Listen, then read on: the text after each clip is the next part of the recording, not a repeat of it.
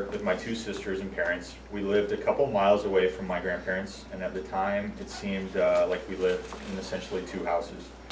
After a fairly normal childhood, I followed in my older sister's shoes and joined the military. I spent the next 4 years in New York at West Point, where I studied physics. Upon graduation, I commissioned as a second lieutenant and then spent the last 10 years all over the United States, the Middle East, and Asia. In 2014, I got married to my wife, Allison, and we had our daughter, Jo, about a year later. Throughout this time, in spite of being in positions requiring oration, I always dreaded and avoided any chance of public speaking. I did well in school early on, but transitioned to a different school after elementary into a junior high. Instead of knowing about a third of the people, I only knew a handful. In this school, it was a combined junior-senior high school. It was challenging, and I really enjoyed the transition to a more structured school environment. At the start of my 8th grade year, I either signed up for or was forced into a class titled Public Presentation. I dreaded this class from the first day, and like other classes, strategically chose my seat to avoid the teacher. He outlined the syllabus on day 1 of the class and explained to us that we would all be participating in some form or another in skits and improv exercises, and he would ensure that we all got our turn. While I sensed that this would be good for me, the strategist in me quickly realized that there was a way around this fate. While most of the time the teacher asked for volunteers, every once in a while he would make sure that everybody was participating in the class. I noticed that he would go around in a specific pattern in choosing the people that weren't necessarily volunteering. So every so often I would change where I was sitting in the class my way away from where he was picking people. So never once did I participate in that class, unfortunately, and I still managed to get a B somehow.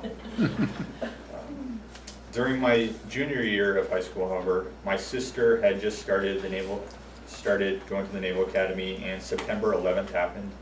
This sparked my interest in the military, and in spite of my strategic seat positioning in classes throughout high school, I applied and I got accepted to go to West Point my senior year.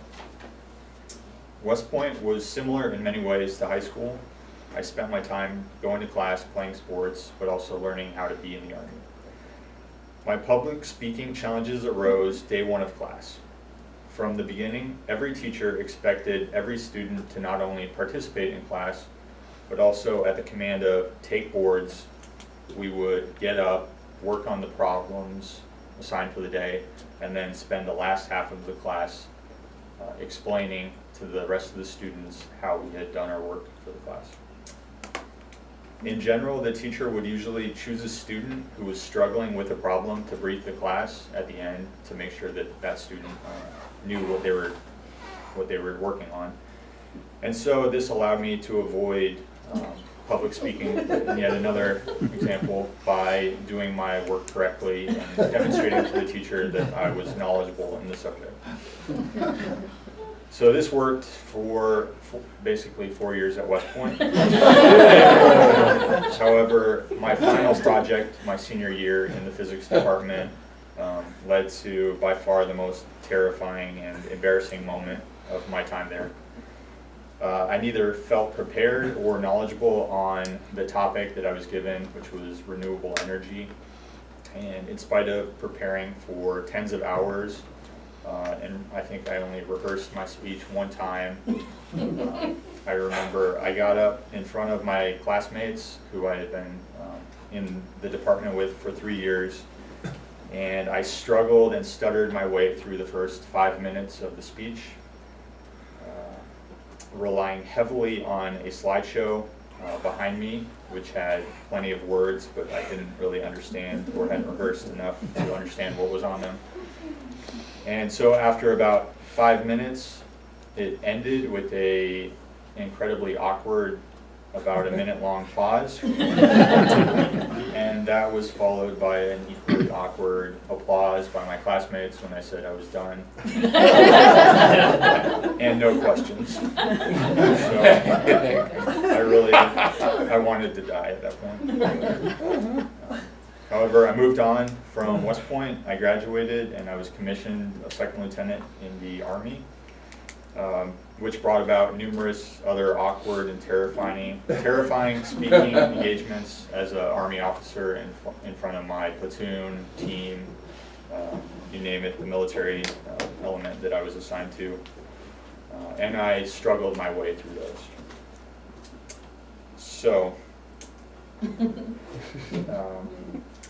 So now I'm here at NPS, and I have essentially decided to join Toastmasters as a result of this lifelong fear of public speaking, and I look forward to your your encouragement.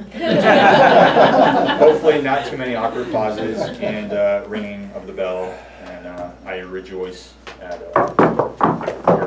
your future encouragement of my performance. Thank you.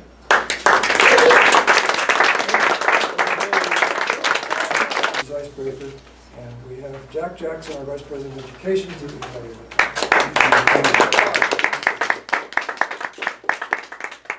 Fellow Toastmasters guests, and most especially Gordon, the purpose of an icebreaker speech is for the individual to introduce him or herself to the club, to learn the structure of a public speech, and discover what strengths and areas for improvement that the individual might have.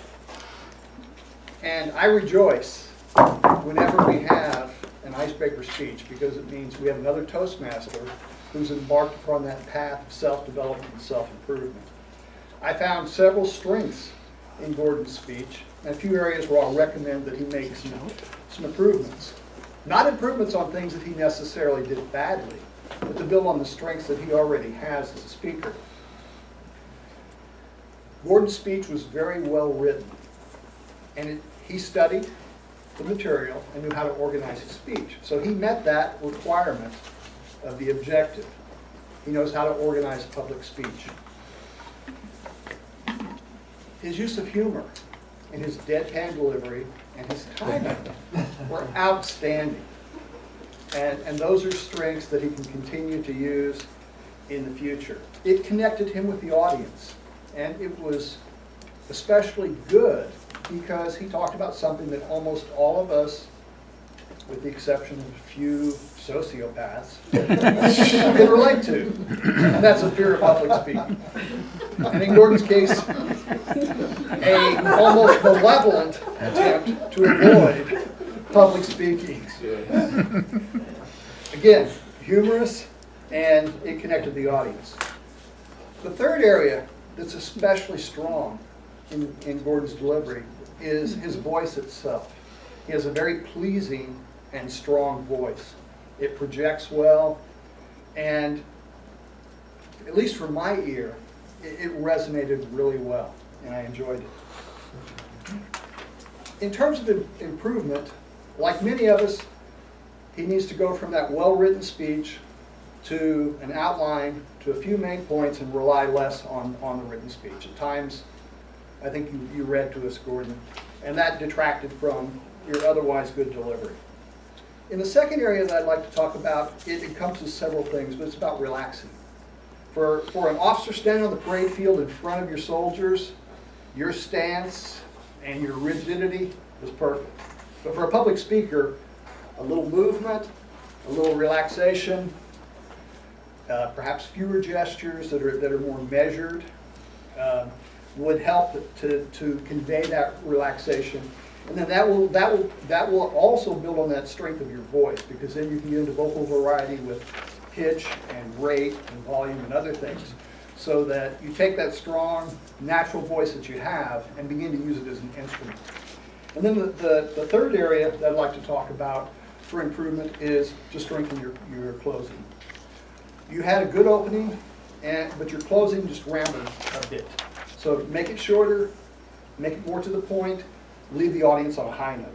This was an excellent speech. Congratulations, and I look forward to the next one.